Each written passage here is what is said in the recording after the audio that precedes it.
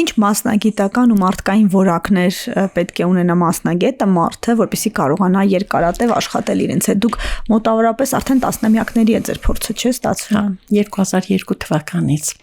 մինչև 2017 թվականը, 18 թվականը ես էլի ներսում եմ եղել,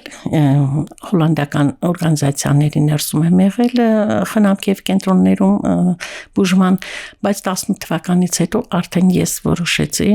քանի որ ես դրա արդեն պրոֆեսիոնալն եմ, ես կարող եմ իմ սեփական խնամքի կենտրոններն ունենալ։ Ինչով պետքա օժտված լինի մարդ այդ գործի մեջ, ասեմ, ամենաառաջինը նա պետքա բարեխիղճ լինի։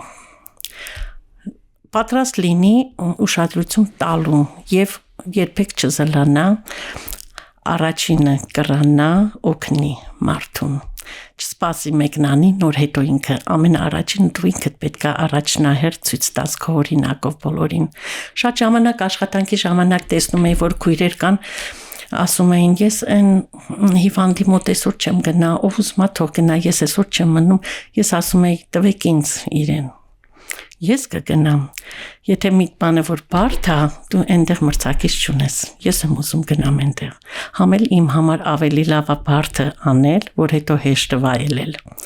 Միշտ ապրել եմ այդ կարգախոսով, գնա դժվար ճանապարհով։ Մրցակիցներ չեն լինում, այո։ Չէ, նախանձ ու մրցակից չունենք, որովհետև դու մենակ ես այնտեղ, փառք Աստծո, հաղթահարում ենք։ Կան արդյոք զավեշտալի դեպքեր եւ նաեւ դժվարություններ տարիցներիդ աշխատելիս եւ կխնդրեմ, որ առանձնահատուկ անդրադառնանք հարազատների հետ հարաբերություններին, որովհետեւ այստեղ պիտի վստահության շեմ ստեղծվի, որպեսզի կարողանան իրենց տարեց ծնողին ձեզ վստահել։ Իհարկե, իմ տասնամյակների աշխատանքի ժամանակ շատ են եղել շատ դեպքեր։ Ես ուղղակի հուզվել եմ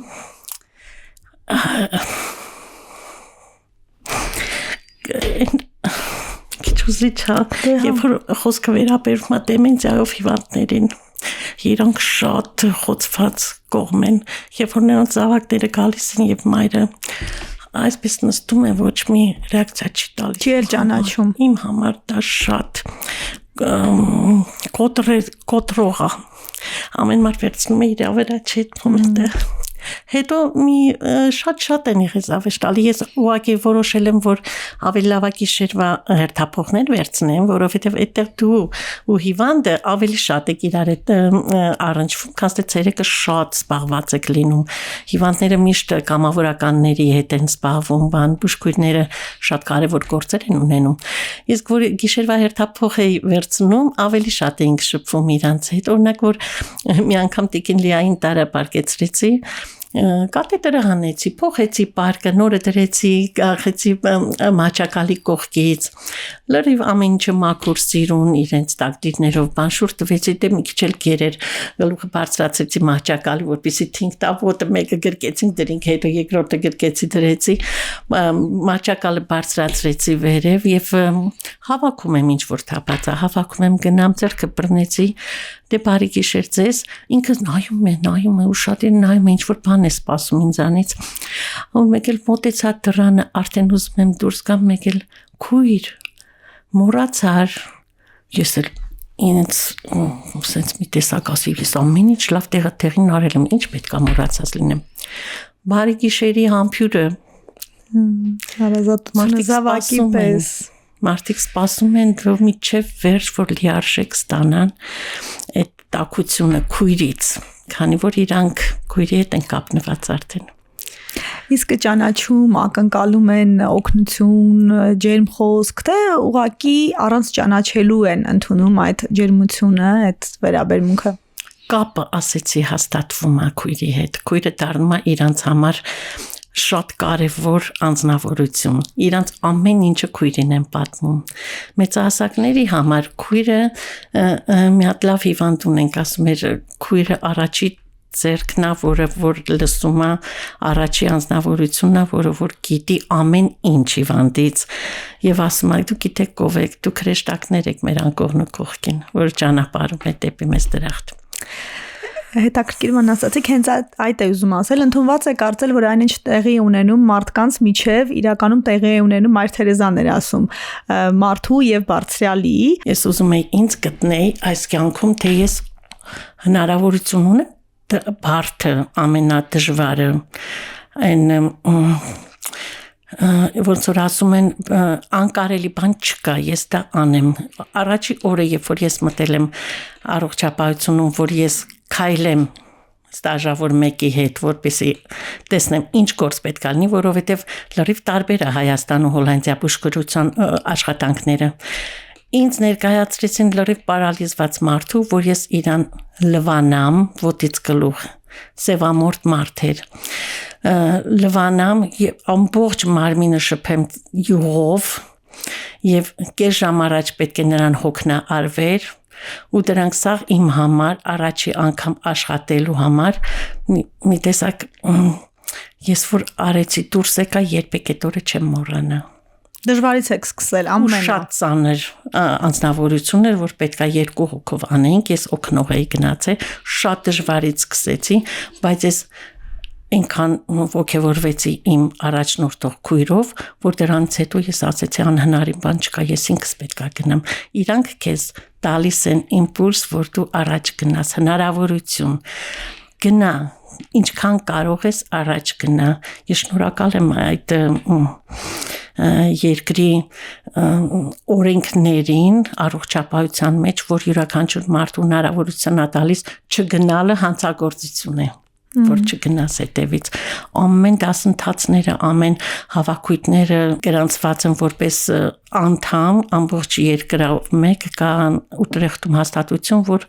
ամեն օր, ամեն շաբաթ կան հետաքրքիր հավաքույթներ, որպեսզի դու որակավորվես։ Ես շատ ակտիվ եմ դրան, շատ։ Տիկին Մխիթարյան, եթե համեմատելու լինեք արտերկրի, տվյալ դեպքում դուք ունեք Նիդերլանդների փորձը եւ Հայաստանի տարեցների ոլորտում ակնհայտ պիտի որ լինեն տարբերությունները, ամենակարևոր 3, ամենաէական 3 տարբերությունը կմատնանշեք։ Անհամեմատելի երկրներ են, ասեմ տարեցների հետ կապված թե օրենքներից, թե ուշադրությունից, թե հնարավորություններից, թե տարեցների հարցը Հայաստանում